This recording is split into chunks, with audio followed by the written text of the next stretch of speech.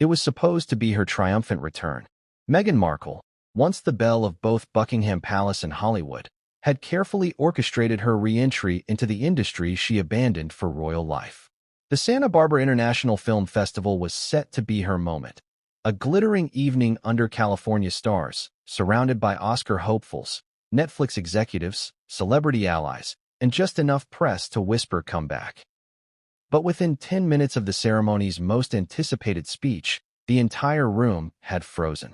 All eyes darted from Cynthia Erivo, regal, composed, delivering her speech with razor-sharp precision, to Meghan Markle, seated just a few rows back. Because Cynthia didn't just make a powerful statement. She dropped a verbal nuke. A single word was all it took. Before we continue, please hit the like button, subscribe to the channel, and turn on the notification bell for updates. Wannabe. The crowd gasped. Some tried to laugh it off. Others glanced toward Meghan. But the damage was done. The insult wasn't cloaked in ambiguity or softened with euphemism. It hung in the air, sharp and deliberate. And it triggered a cultural earthquake, one that no one, not even Cynthia herself, could have predicted. How did it come to this? How did two women, both women of color, both hailed for breaking barriers, both deeply embedded in Hollywood's elite, become the center of one of the most humiliating moments in modern celebrity history? That's what we're about to unpack. And trust me, you've never heard it told like this. Let's rewind. The Santa Barbara International Film Festival has always prided itself on being the quieter cousin of the glitzy, paparazzi-riddled Oscars. It's where filmmakers go to be respected, not just photographed. A place for nuance, not scandal. But this year was different. A-listers flooded the guest list. Netflix and Apple TV Plus both shelled out major cash for sponsorships. And Meghan Markle, long absent from the awards circuit, had made discreet inquiries about attending. Insiders say her team pitched it as a private, respectful re-entry into the industry she once called home. But here's the contradiction that cracked the entire evening wide open. Meghan may have seen it as a comeback, but the industry saw it as an intrusion. Behind the scenes, things were already tense. Rumors swirled that Meghan's team had tried to secure a last-minute speaking slot, perhaps even a co-presenter moment with a top director. Others claimed she wanted to introduce a segment honoring women in storytelling. Festival organizers, perhaps wary of becoming the latest platform for a royal rebrand, politely declined. Meghan would be a guest, nothing more. And then, Cynthia Erivo was announced as a keynote speaker. On paper, it made perfect sense. She's a powerhouse. A Tony-winning, Oscar-nominated actress with the voice of a goddess and the resume to match. But there was something else about her selection that raised eyebrows. Cynthia had previously made comments, subtle but pointed, about performative activism in Hollywood. In interviews, she'd praised substance over spectacle, criticized Instagram feminism, and once referred to certain celebrities as tourists in the struggle. Was that a veiled jab? At the time, few thought much of it. But hindsight? It's crystal clear. Meghan arrived at the event wearing an understated but unmistakably curated look. Minimalist black gown, sleek bun, glowing skin. Paparazzi weren't officially invited, but several high-profile photographers just happened to be stationed near the step-and-repeat. She posed, smiled, and vanished into the venue.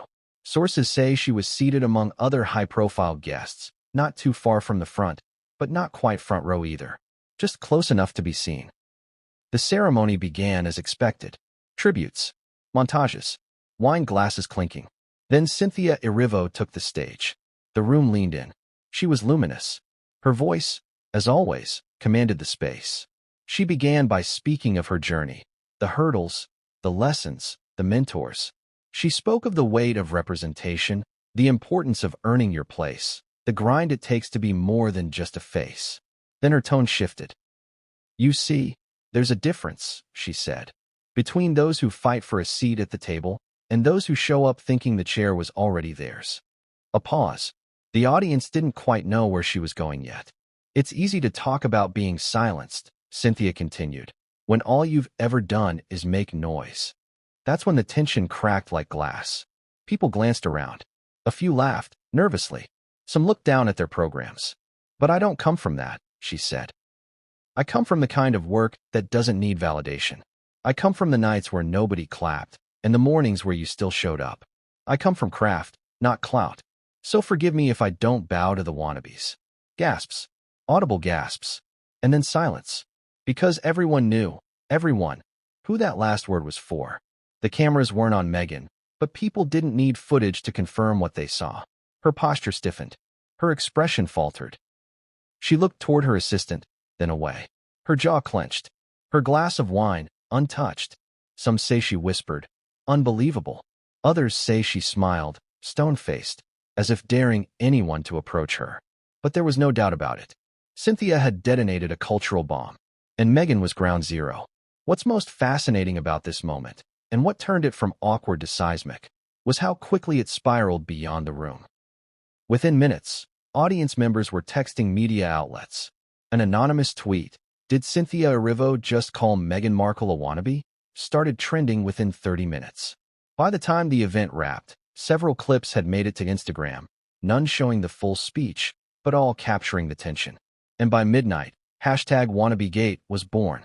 What followed was the kind of media storm usually reserved for royal weddings or red carpet disasters. And still, not a word from Meghan. No post. No statement. Just silence. But behind that silence, there was chaos. Her team, blindsided, went into emergency mode. Phones rang. Publicists were summoned. One insider later leaked a frantic email from Meghan's PR strategist. "We need to get ahead of this. Frame it as a misinterpretation. Emphasize unity." But it was too late.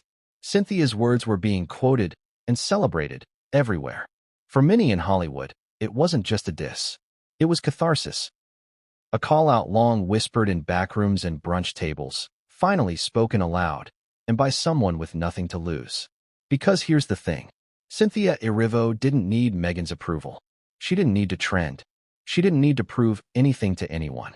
Which is precisely why her words landed with such lethal force. And Meghan, for once, couldn't control the narrative. She came expecting applause. She left with her image cracked, and the world watching the pieces fall. But what came next would change everything, and no one saw it coming. Who gets to wear the crown when the curtain falls? Cynthia Erivo didn't need the palace to crown her a queen.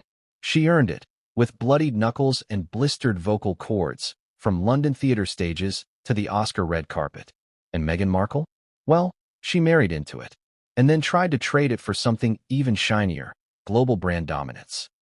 But in the ruthless hierarchy of Hollywood, there's one brutal truth no royal title can erase. You're only as good as your last standing ovation. So let's ask the real question. How did two women, both black, both British, both with elite stages in their own right, become emblems of two wildly different Hollywood paths? To understand the humiliation Meghan faced at that festival, you have to understand what Cynthia represents to this industry.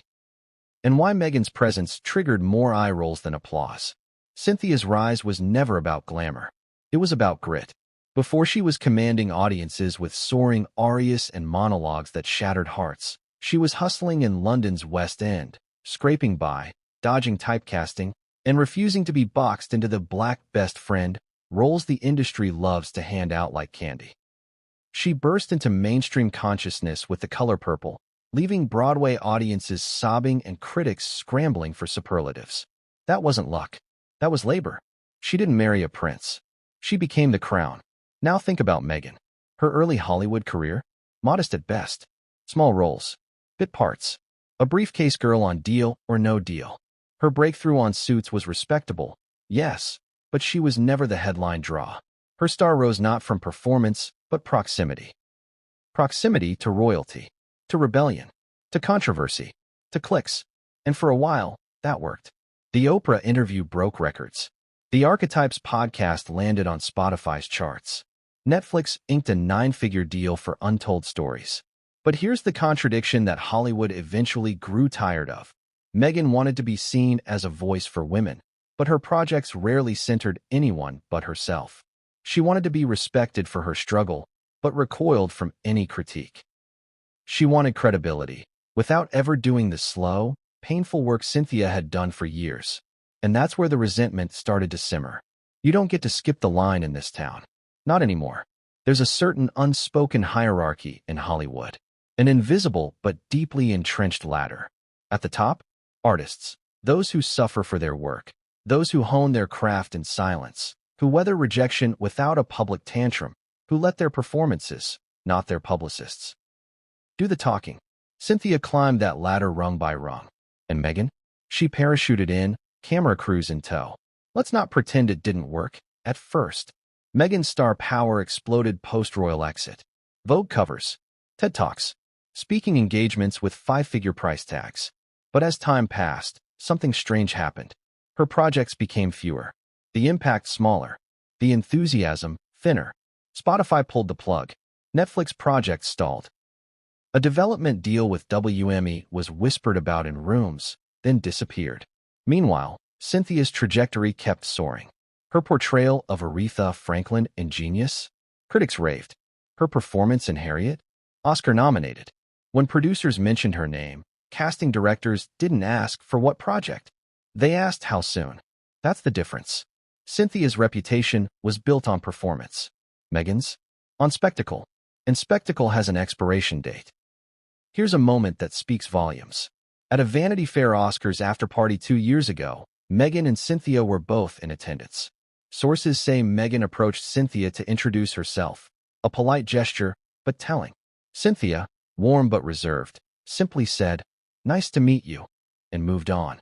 No selfies, no small talk, no Instagrammable moment. Just a quiet, unbothered boundary. Was it shade? Maybe. Or maybe it was a signal. We're not playing the same game. See, Cynthia never needed to be relatable. She never tried to sell herself as just like us. She sold her art, her music, her performances. Meghan, in contrast, was constantly trying to balance royalty with relatability, telling audiences about chicken dinners and journaling, while simultaneously crafting a $100 million empire. And eventually, Hollywood got wise to the contradiction. Let's talk about the metrics, because Hollywood notices those too. Cynthia's shows? Critically acclaimed. Award-winning. Consistently renewed. Meghan's? Well, archetypes launched with fanfare, but never built staying power. Harry and Meghan, the Netflix docuseries, broke records, but was panned by critics and slowly forgotten. Even The Bench, her children's book, made headlines mostly for its publisher's size, not the content. There's something almost tragic about the parallel. Two Black British women, both navigating racism, industry bias, and scrutiny. But where one focused inward, building brick by brick, the other chased virality. Cynthia was methodical. Meghan was meteoric. But meteors burn fast. And that brings us to Santa Barbara. The festival wasn't just another event. It was symbolic. A quiet testing ground for Meghan's re-entry, to see if Hollywood still wanted her. And they didn't. Not in the way she hoped. Not as a speaker. Not as a host. Not even, some insiders say, as a guest of honor. She was seated politely, photographed carefully, acknowledged quietly. But that's it. And when Cynthia took the stage, the message couldn't have been clearer. It was more than a diss. It was a declaration. You don't represent us. You don't speak for us. And you certainly didn't earn this. But what makes this even more brutal and poetic is that Cynthia didn't name names. She didn't need to, because the industry knew exactly who she meant. The wannabe line was surgical. It didn't need confirmation. It needed context. And the room had all of it. In that moment, Meghan wasn't just embarrassed. She was exposed. And that exposure would only deepen. Because as the night wore on, and the footage began to leak, and the tweets began to trend, and the influencers began to weigh in, a storm was forming. A storm Meghan's team wasn't prepared to handle. Because while she had been hoping to align herself with the Hollywood elite, the Hollywood elite had already made up their minds. And the woman delivering the verdict was Cynthia Erivo. But the question now was, how would Meghan respond? Would she go silent? Launch a counter-campaign? Call up allies for damage control? No one knew. Because what happened next, backstage, behind closed doors, and inside the war room of Meghan's PR team, would unravel faster than anyone could imagine. And here's where things took a turn from uncomfortable to undeniable. Within 15 minutes of the speech ending, Meghan had disappeared, quietly escorted out a side exit, according to multiple eyewitnesses. No post-show mingling, no photo ops, no follow-ups with the organizers. For someone who once commanded rooms with a single entrance, her exit was deafeningly quiet. But behind that silence, absolute chaos. Her team, a lean, elite group of Hollywood image makers and ex-royal advisors, was already scrambling to contain the fallout. They hadn't anticipated this. A direct hit, in public, from someone as untouchable as Cynthia Erivo. What could they even do? They couldn't accuse Cynthia of racism, couldn't accuse her of ignorance, couldn't even accuse her of cruelty, because the speech, though sharp, was wrapped in eloquence. It was, by all metrics, a masterclass in passive-aggressive Hollywood takedown.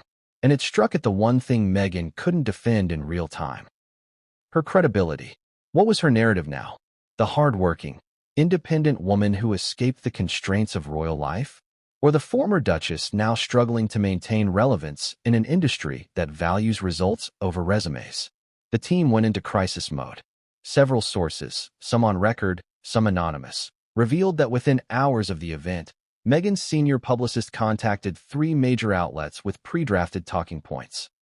They included phrases like misinterpreted, celebrating all women, and amplifying diverse voices. The goal was clear: pivot, reframe, make it seem like Cynthia's comments were part of a broader, non-specific empowerment speech. But here's the thing: no one bought it.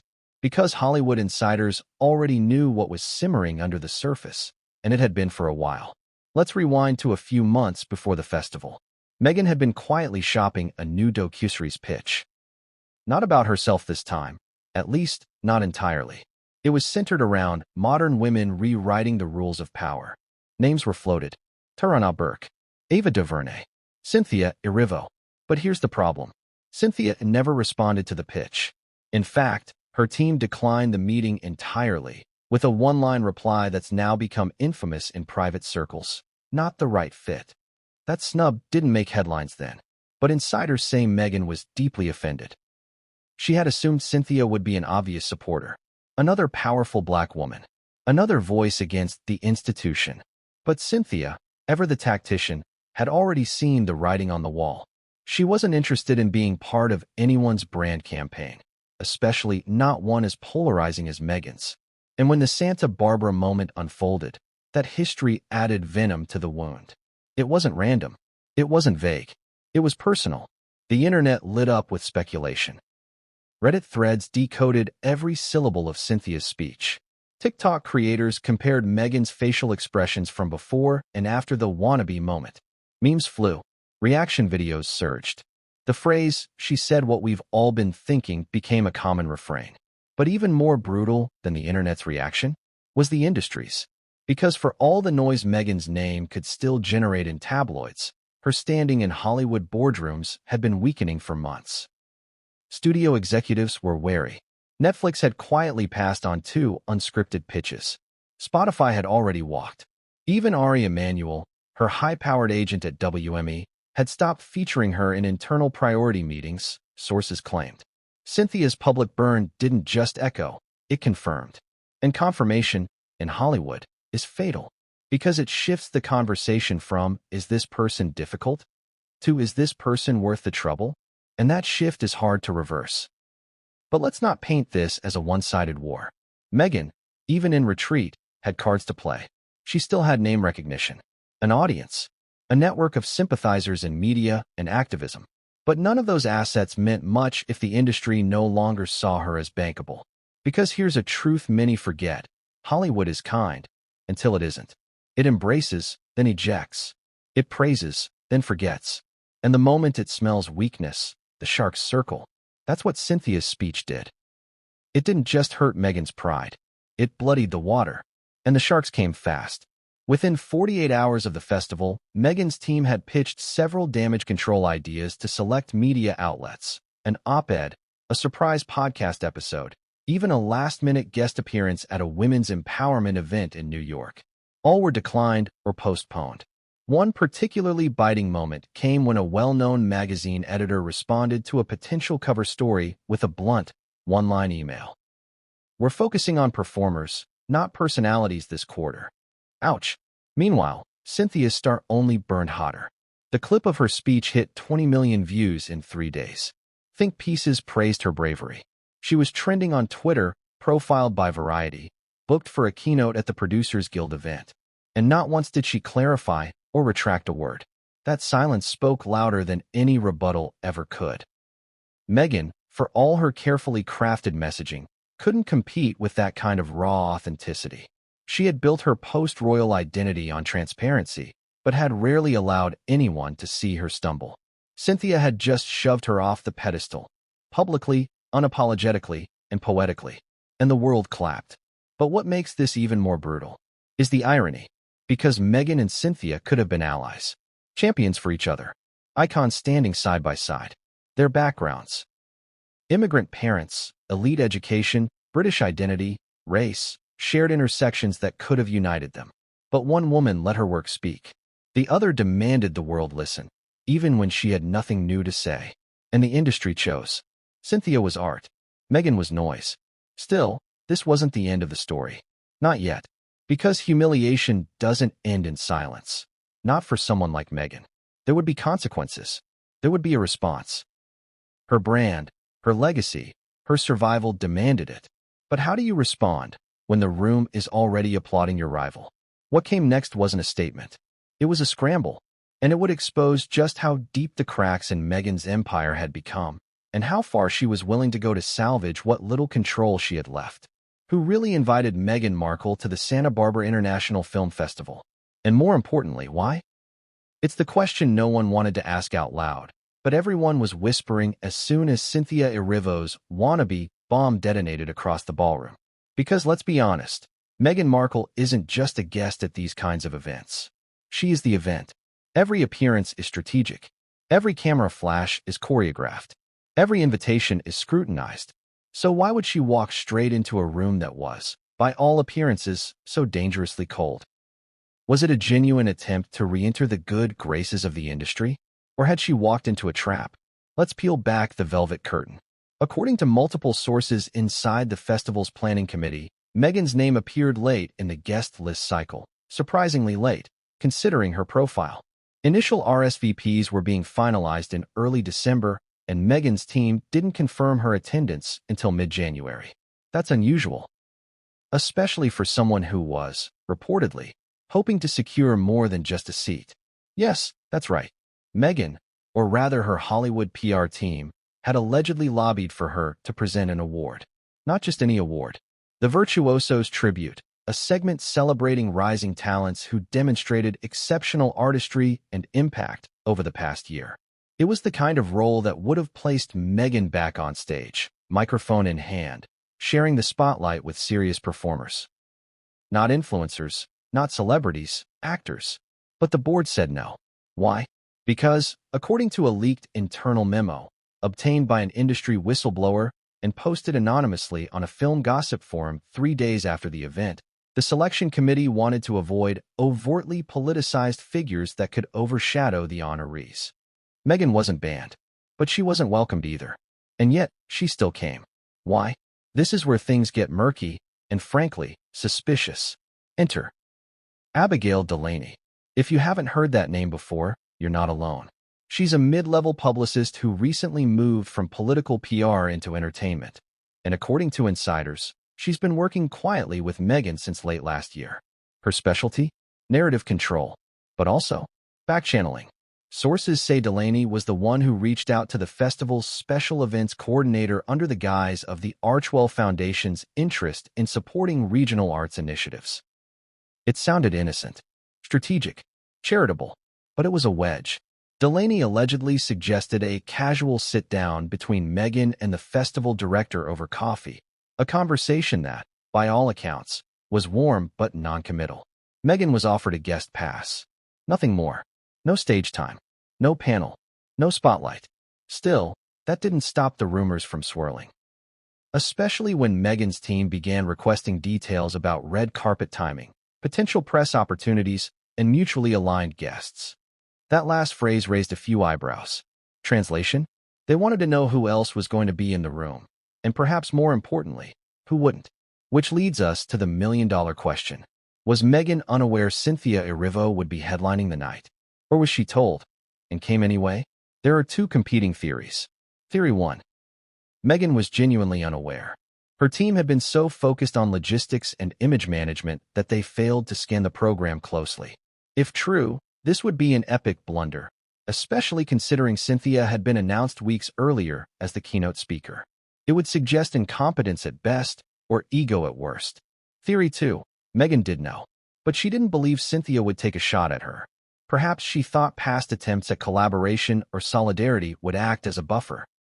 Perhaps she underestimated just how disillusioned the artistic community had become with her brand. Or perhaps she didn't think Cynthia had the guts. If that's the case, it was a catastrophic miscalculation. Because not only did Cynthia take the shot, she took it on a global stage, in front of Meghan's peers, allies, and enemies. Let's talk seating. The official seating chart, never public, but always leaked, placed Meghan just 2 tables behind the central staging area. That's important. Because while not in the spotlight, she was highly visible. She would be in every wide crowd shot, every celebrity panning sequence, every audience reaction moment. That wasn't an accident. Her dress? Black column gown. Daring but tasteful, paired with minimal jewelry and a powerfully understated clutch. Hair slicked back, makeup soft. The look screamed elevated sophistication, but also please take me seriously. And yet, she didn't walk the full red carpet. She arrived 10 minutes after the press line had ended. Classic move. It allowed her to be photographed just enough, but not field questions from entertainment reporters who might ask about Spotify, or Netflix, or why her children's book had quietly disappeared from bestseller lists. She entered through a side entrance, was seated with 2 high-profile documentary producers, both of whom had recently inked deals with Apple TV, not Netflix. That matters, because it suggests her team may have been trying to explore new partnerships under the radar. But here's where it gets even more bizarre. One of the producers seated at her table was Cynthia Erivo's former manager. Coincidence? Maybe. But if it wasn't, it paints a very different picture of that night. What if Meghan knew Cynthia would be speaking, and thought sitting near her circle would symbolize reconciliation? What if Meghan expected Cynthia to acknowledge her, even subtly? In a positive way? What if Meghan still believed she was part of the club? Because that's the tragedy at the heart of this. Meghan may have truly thought this was her re-entry moment, her phoenix from the ashes arc, the moment where her image shifted from controversial duchess to respected Hollywood figure. And instead, she was burned alive, metaphorically, under a spotlight she didn't even control. That speech wasn't just a diss. It was a declaration, a line in the sand.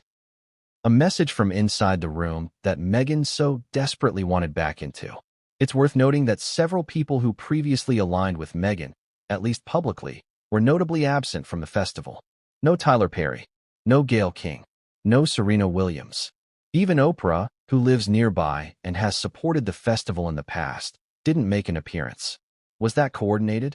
Or was it avoidance? Either way, Meghan was isolated, strategically seated, tactically observed. And by the time Cynthia's speech reached its crescendo, the entire room had felt the tension shift. She thought it was her night. One attendee texted to a friend, but it became Cynthia's coronation.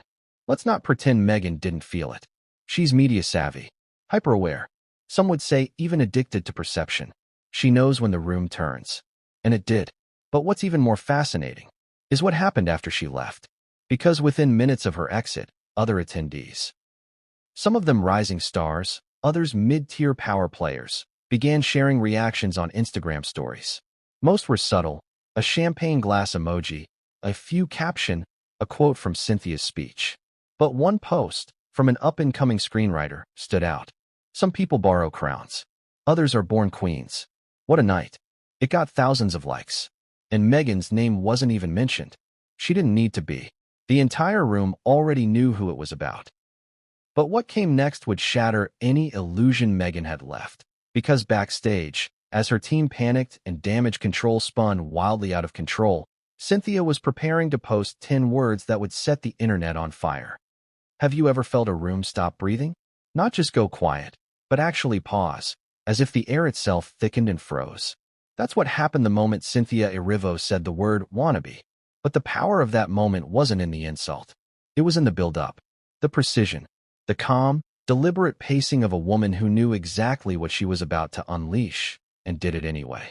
This wasn't an emotional outburst. It wasn't a drunken slip. This was strategic, and it brought an entire industry to its knees. Let's rewind to the moment Cynthia Erivo took the stage. The room was already humming. She was the final keynote, the capstone to a night that had featured montages, performances, and impassioned speeches from rising stars. But Cynthia? She was the finale. She walked slowly, deliberately, to the podium. A white silk suit. No jewelry. No distractions. The only sparkle in the room was her reputation. Applause thundered. Long, sustained. This wasn't polite clapping. This was reverence. This was the room saying, "You've earned this." Meghan Markle clapped too. Her smile, caught by one photographer, was tight but poised. But no one could have predicted what came next. Cynthia began softly. She spoke of her childhood, her Nigerian mother, her early days in South London, the rejection letters, the doors that didn't open, the accents she was told to drop, the curls she was asked to straighten. The crowd nodded. She was pulling them in. Familiar territory, the overcoming story, the redemption arc. It was all there. But then the shift. Her voice slowed, lowered. She turned from inspiration to warning. "I want to speak about something we don't always like to say out loud," she began. "There's a difference between earning your place and assuming it." A murmur. She let it hang. "In this industry, we celebrate visibility.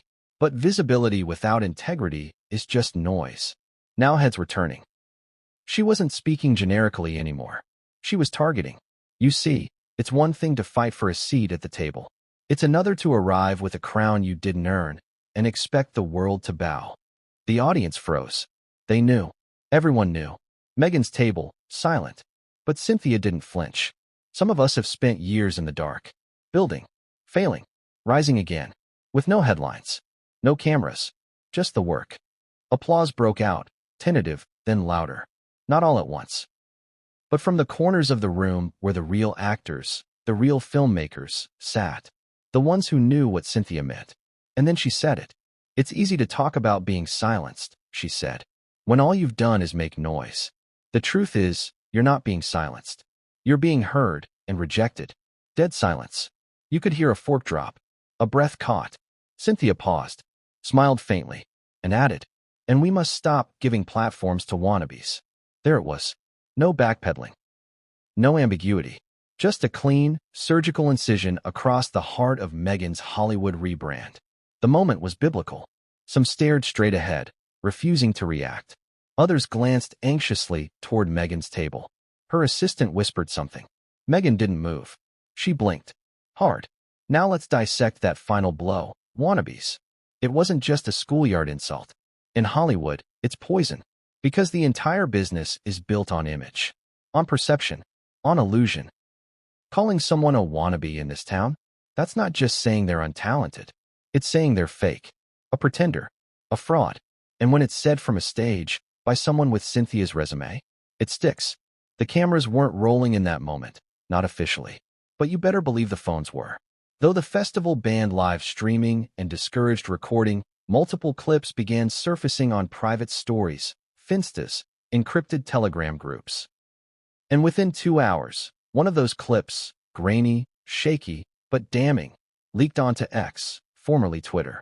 It exploded, because the audio was unmistakable. And Meghan's reaction? Even more so. In the background, you could clearly see her flinch, her eyes narrowing, her jaw tightening, her posture going rigid. It wasn't a poker face. It was pure, public devastation. Cynthia wrapped up her speech with elegance, returning to themes of unity, of craft, of using your platform responsibly. But by then, the crowd wasn't hearing much. They were still stuck on that word. Wannabe.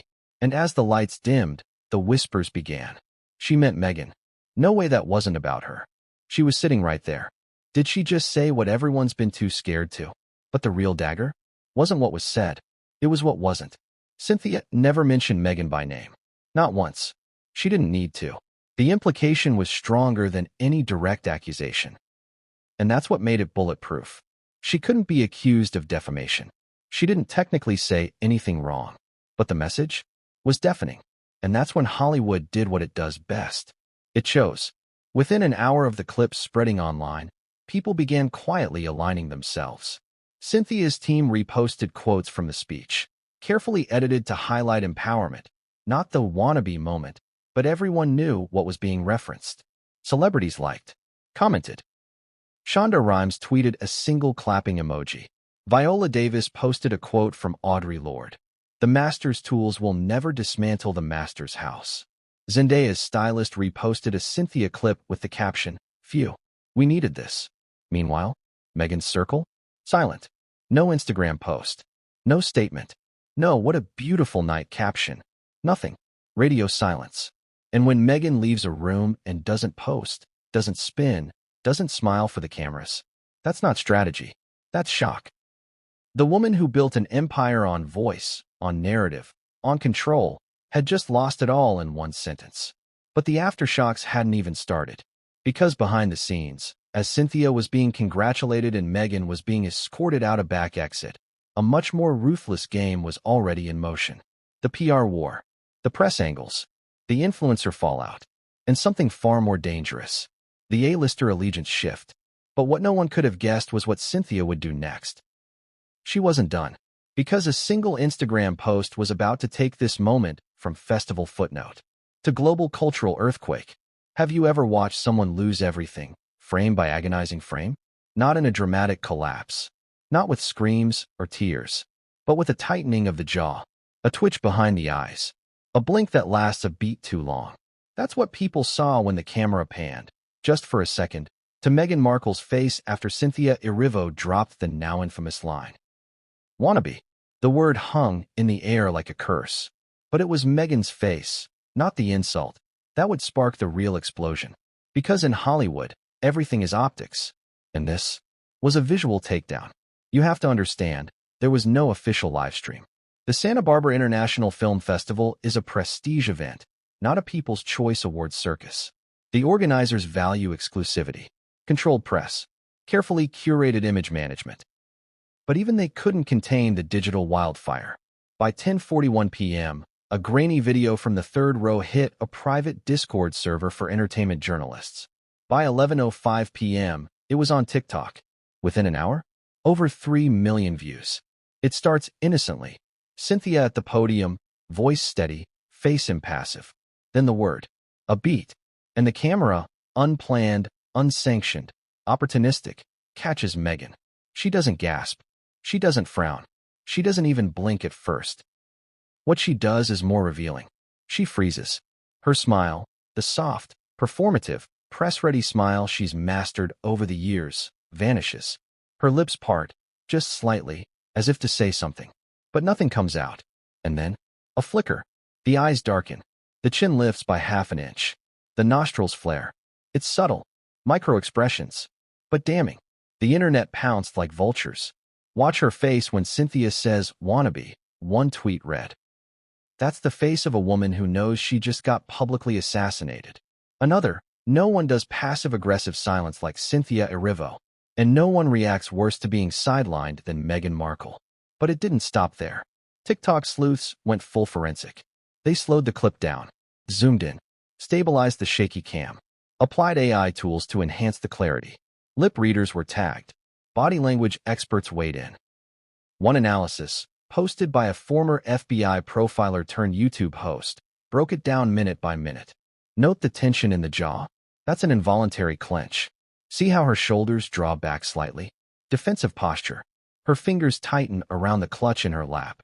That's not elegance, that's adrenaline. The video went viral, not for what was said, but for what was seen. Because for the first time in years, Meghan had no script, no lighting, no control. And that was all the internet needed. Memes exploded. Split screens of Cynthia glowing and Meghan seething. One popular post showed the moment side by side with the infamous Wimbledon photo where Meghan was caught glaring at a spectator. Caption, "Consistency is queen." Even more brutal, the parodies. Comedians posted dramatic reenactments. Animators created short videos with talking avatars. Late-night hosts snuck jabs into monologues. But what hurt most was the silence from Meghan's supposed allies. No one defended her. Not publicly. Not in statements. Not in stories. Not even in likes. That absence was louder than any insult. And behind closed doors, her team knew it. According to leaked messages later verified by two entertainment journalists, Meghan's lead strategist reportedly messaged a colleague, "We're losing the room. Do not engage. Let it die." But it wouldn't die, because more footage kept surfacing. Another angle, this one from a gala photographer's assistant, caught Meghan walking briskly through the side corridor moments after Cynthia left the stage.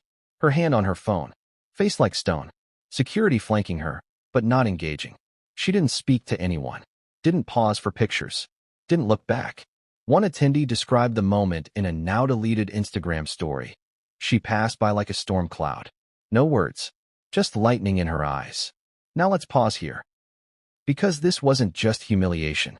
It was public, permanent, and visual. This wasn't a headline you could spin, not a tabloid story to deny. It was a moment, caught in digital amber, looping endlessly across screens around the world. And Meghan was powerless to stop it. She couldn't release a statement without seeming defensive. She couldn't go on Oprah again, not this soon, not for this. She couldn't clap back without confirming the insult. She was cornered. And the worst part? She knew it. Because everything about Meghan's brand, every podcast, every speech, every documentary, is about control. Narratives, messages, carefully manicured vulnerability. And this moment stripped all of that away. The world wasn't seeing the Duchess. They were seeing the woman behind the curtain, exposed, shaken, and, for once, unable to perform. But if you think the fallout stopped at memes and reaction videos, think again. Because behind those viral clips were industry whispers. Phone calls between producers, texts between agents, notes between streaming execs. Hollywood doesn't operate in public. It moves in whispers. And those whispers had already begun turning into decisions. And what happened in the next 48 hours would prove just how much weight that one look carried. Because Meghan's face didn't just go viral. It signaled a collapse. And what followed would shake her entire empire. Shut it down. Now, those 4 words, reportedly sent by Meghan Markle in a frantic midnight message to her top PR advisor, triggered one of the most chaotic damage control scrambles in recent celebrity history. The moment Cynthia Erivo's speech went viral, and Meghan's frozen reaction became the meme of the hour, Archwell's carefully curated media apparatus was thrust into full-blown panic. This wasn't just a viral moment. It was a public relations catastrophe. And the machine Meghan had built, the same machine responsible for spinning stories about royal cruelty, feminist empowerment, and podcast passion projects, was suddenly exposed for what it was: vulnerable, out of sync, and utterly unprepared. What followed was an uncoordinated, contradictory mess of internal emails, panicked outreach, and backroom pleas to sympathetic media allies, all of which were eventually leaked. But before we dive into the documents, let's ask the real question. Why was her team so unprepared? Because Meghan Markle doesn't operate without foresight. Every appearance is calculated. Every message goes through layers of review. Her brand, once airtight, is built on narrative supremacy, victimhood, activism, empowerment. And Cynthia's takedown shattered that illusion in seconds. So what did her team do? First, they tried the old trick: reframe the story. According to a leaked internal thread from Meghan's Hollywood PR agency, verified through email headers and traced back to Archwell-associated domains, the initial response plan was crafted at 12:19 a.m., just hours after the wannabe moment exploded online. The subject line? Urgent, Santa Barbara damage response, V1 drafts. The team's proposed messaging was as follows. Meghan deeply supports all women's voices, including Cynthia's inspiring message. There's no room for misinterpretation. The speech was about growth, resilience, and artistry.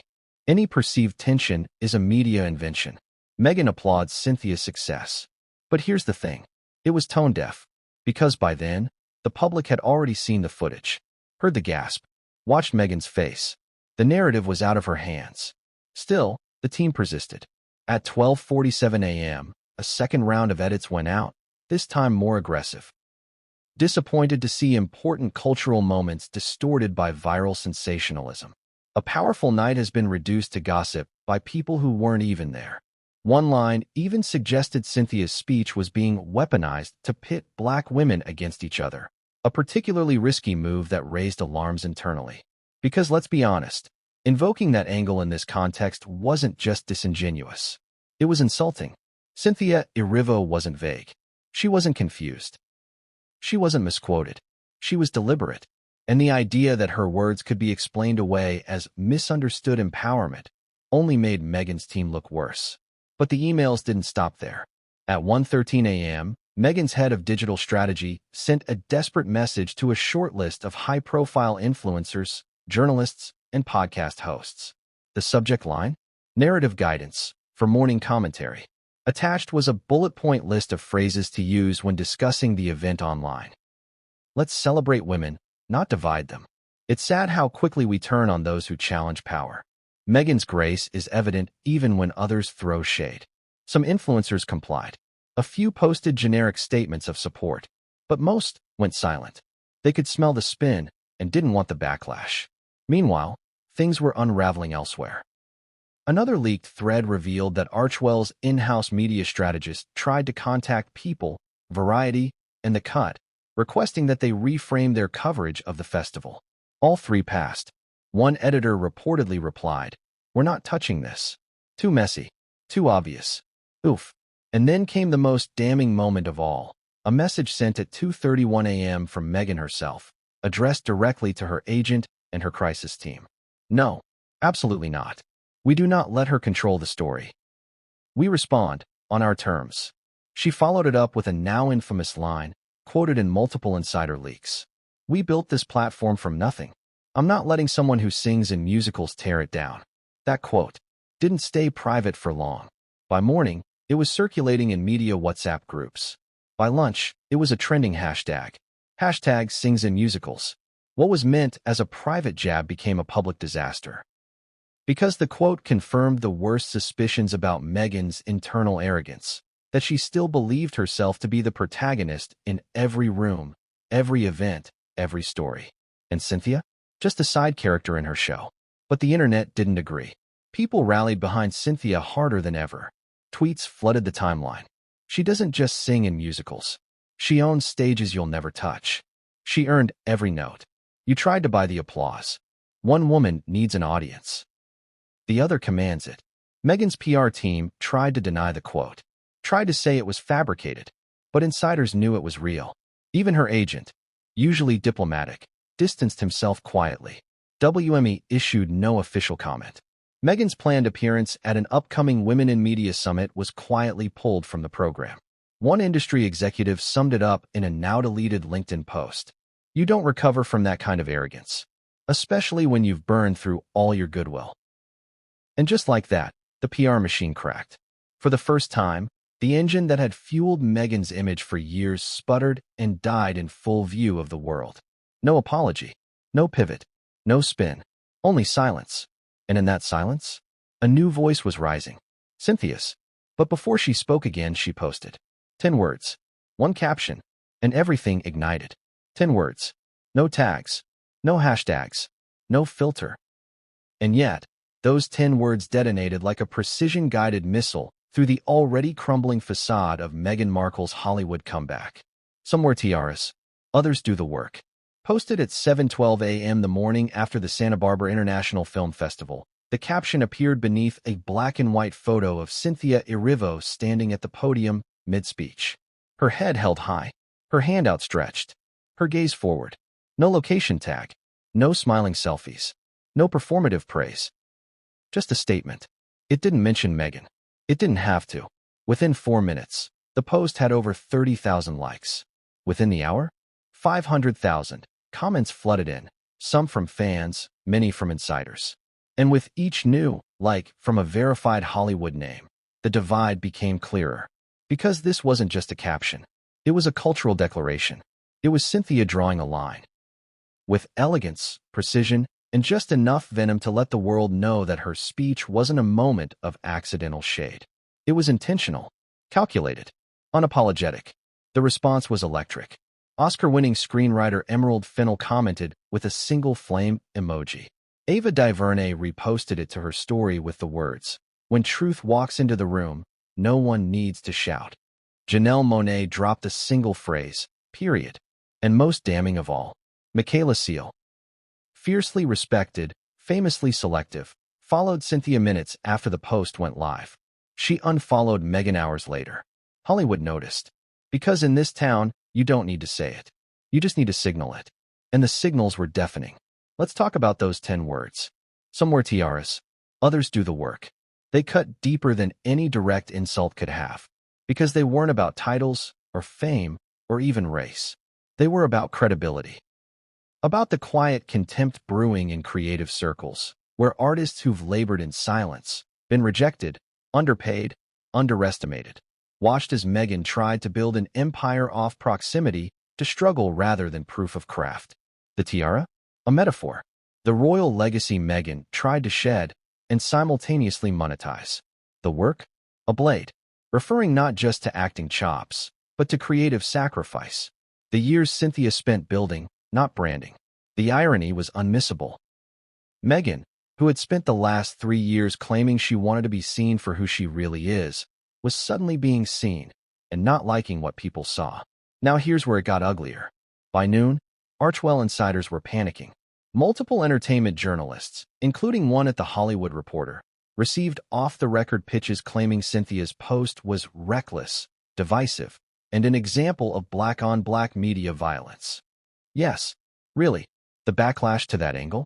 Swift. Merciless. Loud.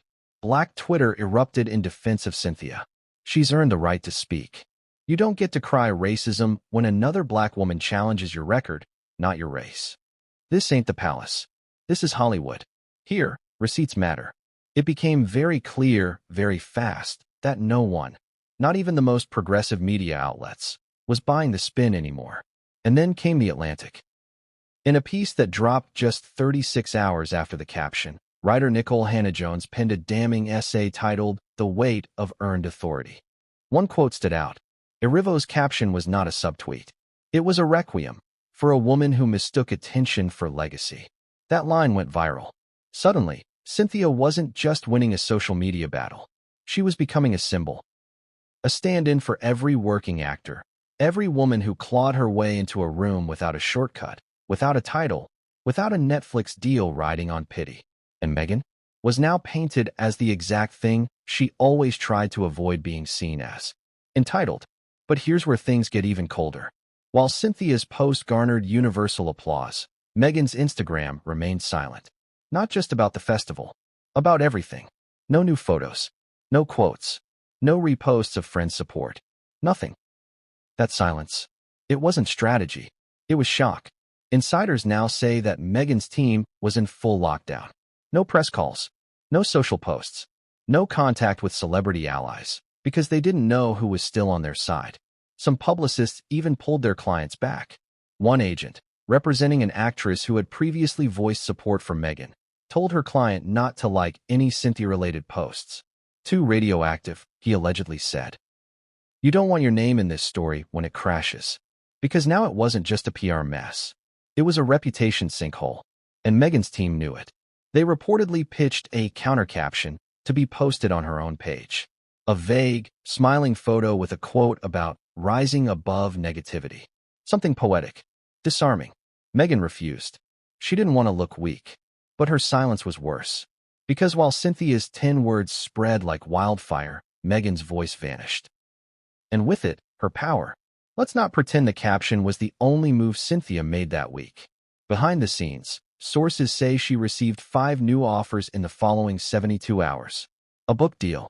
A speaking tour. 2 prestige scripts. An executive producing role. All unsolicited. All before Meghan had even licked her wounds. And Meghan? She reportedly canceled 2 meetings. Postponed a podcast taping. Withdrew her name from a philanthropic summit where she'd been slated to appear. The energy had shifted. Cynthia wasn't chasing the moment. She was the moment. And Meghan was now something worse than controversial. She was uncool. Because in Hollywood, you can survive scandal. But irrelevance? That's a death sentence. And still, the storm hadn't passed.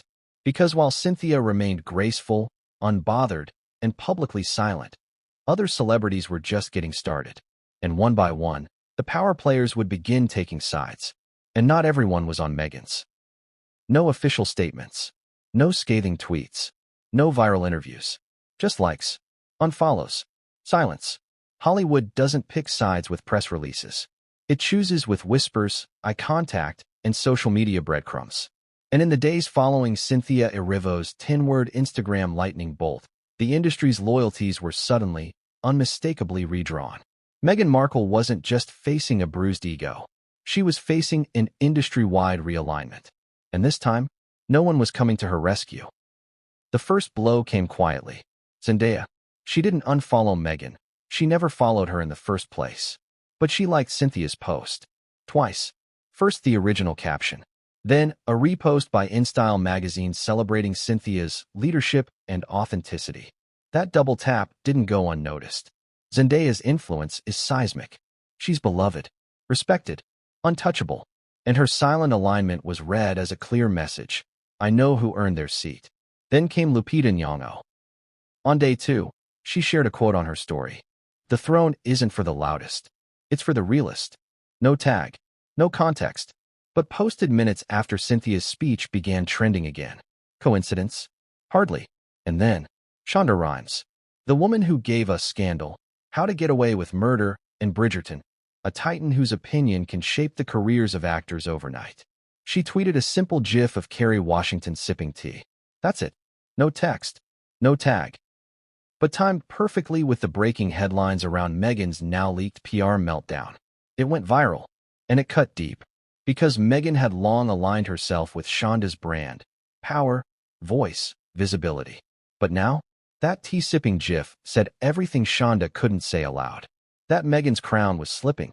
Let's be clear, not everyone turned overnight. Tyler Perry remained publicly neutral. Oprah stayed silent. But silence from allies can be louder than applause from strangers. Because here's what Hollywood insiders know. In a reputation crisis, your phone either rings or it doesn't. And Meghan's didn't. In fact, one of the most shocking revelations came from a casting source close to a major studio drama. According to leaked call sheets, Meghan had been under soft consideration for an executive producer role on a women-led legal series. Not to act, but to lend royal feminist credibility and draw press. The day after Cynthia's speech, her name was removed. No explanation. Just gone. A polite, no longer aligned email was sent to her rep. Harsh. Maybe. But Hollywood is cold. Especially when the smell of desperation replaces the scent of influence. And this wasn't just about public perception. It was about trust. Because Cynthia represented everything the industry is leaning toward now. Grounded excellence, vulnerability without victimhood, merit without noise. Meghan increasingly looked like a risk. And that's not to say people weren't whispering in her defense. Some still saw her as a woman wronged, an outsider, a mother, a survivor of the British monarchy's machine. But those whispers didn't become headlines. They became texts. Soft sympathy over sushi in Beverly Hills, not bold support online. And that matters. Because in 2025 Hollywood, if you're not visible in the algorithm, you're invisible in the power rooms. And Meghan's visibility vanished. Even her longtime celebrity stylist, who had previously gushed over dressing the Duchess, began shifting attention to clients who reflect the moment we're in. That quote came from a Vogue interview just weeks later. The timing? Not accidental. But the most chilling signal of all came from the industry's greatest ally, Netflix. Meghan and Harry's partnership with the streaming giant was once the crown jewel of their post-royal empire. A reported $100 million deal. Documentaries, children's animation, thought leadership. Now, executives were distancing themselves, quietly, cautiously. One Netflix insider leaked an internal note that revealed Meghan's proposed docuseries pitch, centered on trailblazing women in the arts, had stalled. Why? Because none of the women she approached wanted to be involved. Cynthia said no. Viola Davis never responded. And Ava DuVernay allegedly passed without even taking the pitch meeting. Let that sink in. The Duchess of Sussex. With a direct line to millions, a royal title, and an international brand, couldn't get 5 women to appear on a show about empowerment. And suddenly, Netflix had to ask itself, is this deal still worth the noise? Because here's the most brutal truth about this town.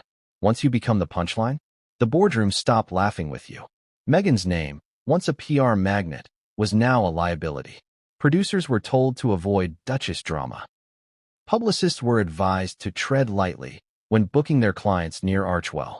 One PR executive from a top firm said on a podcast, speaking hypothetically.